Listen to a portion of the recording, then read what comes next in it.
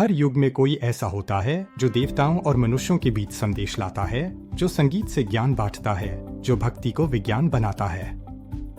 वह हैं देवर्षि नारद। और यह कथा है नारद पुराण की, जहां संगीत ही साधना है और भक्ति ही परम सत्य। नारद पुराण 18 महापुराणों में से एक है जो भगवान विष्णु के भक्ति रूप की व्याख्या करता है। यह ग्रंथ 25,000 से अधिक श्लोकों के साथ केवल कथा नहीं बल्कि जीवन का मार्गदर्शन है। यह सिखाता है कि कैसे भक्ति, संगीत और कर्म के माध्यम से मनुष्य मोक्ष तक पहुंच सकता है। देवर्षि नारद ब्रह्मा के मानस पुत्र हैं, जिनका मन सदा विष्णु में लीन रहता है। वे ब्रह्मांड के संदेशवाहक हैं, देवताओं और असुरों के बीच सत्य का प्रसार करते हैं।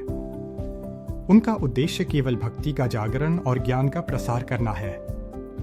नारद पुराण कहता है, संगीत केवल सुरों का मेल नहीं बल्कि आत्मा और ईश्वर का संवाद है। हर राग, हर स्वर विष्णु की ऊर्जा का रूप है और जो भक्ति से गाता है वही मुक्ति को प्राप्त करता है। नारद पुराण में भक्ति को 3 रूपों में बांटा गया है: सात्विक, राजसिक और तामसिक। सात्विक भक्ति प्रेम और समर्पण से की गई पूजा है, राजसिक इच्छा पूर्ति के लिए और तामसिक भय या लालच से। नारद कहते हैं, सच्ची भक्ति वही है जिसमें कोई अपेक्षा नहीं। नारद पुराण कर्म का अद्भुत रहस्य खोलता है। हर विचार, हर क्रिया ऊर्जा है।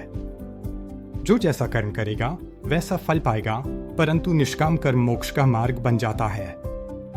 देवर्षि नारद पूरे ब्रह्मांड में भक्ति के दूत माने जाते हैं। वे कहते हैं, सच्ची पूजा मंदिर में नहीं बल्कि हृदय में होती है।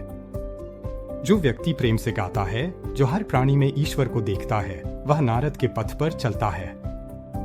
नारद पुराण हमें सिखाता है कि भक्ति केवल पूजा नहीं, यह जीवन जीने की कला है। संगीत केवल मनोरंजन नहीं, यह आत्मा की भाषा है।